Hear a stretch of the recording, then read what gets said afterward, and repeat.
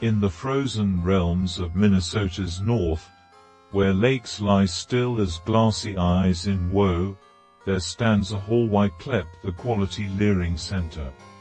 A name that twists the tongue and mocks the ear, as if some scribe, in haste or merry jest, didst drop the in from learning, leaving Learing bare.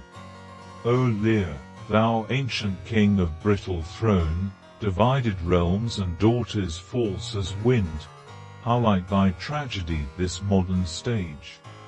A center vowed to nurture tender minds, yet empty halls echo with no child's laugh, whilst coffers swell with gold from public purse. Millions bestowed, yet naught of wisdom taught. And hark, the fool doth caper in the tale, that motley knave with bells and biting truth, who alone spake plain when courtiers lied.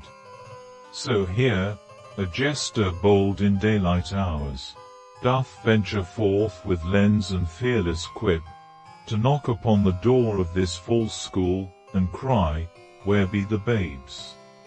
Where be the law? The guardians shriek and bar the gate in fear, mistaking truth for tempest at the door.